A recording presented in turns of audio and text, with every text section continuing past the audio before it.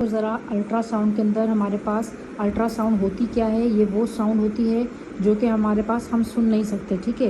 यानी कि हमारी ऑडिबल फ्रीक्वेंसी कितनी होती है, हम सिर्फ 20 हर्ट्ज से 20,000 हर्ट्ज तक सुन सकते हैं। लेकिन इनकी जो अल्ट्रासाउंड क्या होता है, जिसकी फ्रीक्वेंसी हमारे पास 20 हर्ट्ज से ज़्यादा हो, 20,000 हर्ट्ज से ज़्यादा, 20K से ज़्यादा हो।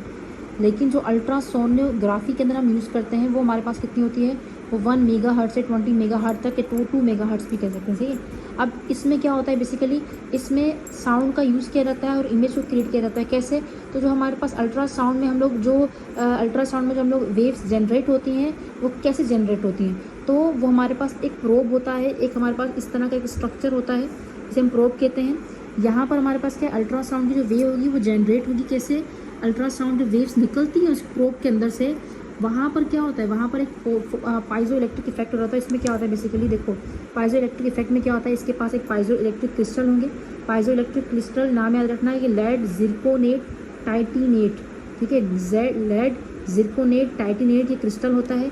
यहाँ से जैसे फॉर एग्जांपल इलेक्ट्रिकल सिग्नल इसे पड़ा, ये क्या करेगा, नीचे बॉडी पड़ी हुई है, इलेक्ट्रिकल सिग्नल को जैसे इलेक्ट्रिकल सिग्नल से पड़ता है ना, इसका स्ट्रक्चर जो है ना वो चेंज हो जाता है, डिफॉर्म हो जाता है, जिसकी वजह से ये स्ट्रक्चर वाइब्रेट करते हैं, वाइब्रेशन की वजह से हाई बहुत तेज वाइब्रेशन करते हैं। तो यहाँ पर ये कुछ रिलीज़ करते हैं, जैसे हम कहते हैं sound waves, ultrasound waves release करते हैं।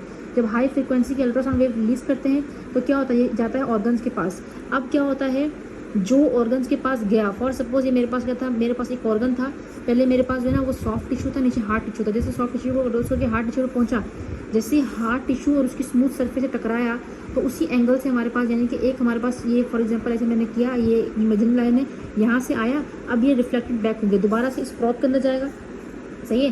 तो जब हमारे पास crystal due to vibration produce sound waves which directed into body, तो रिवर्स इफेक्ट होगा, यानी कि इको होता है यहाँ पर। When waves strike to tissues it will reflect, जिसे हम कहते हैं इको कहते हैं, ठीक है। इको होता है क्या, इको का मतलब होता है जो हमारे पास रिफ्लेक्शन के बाद जो वेव्स दोबारा जा रही हैं, साउंड वेव्स।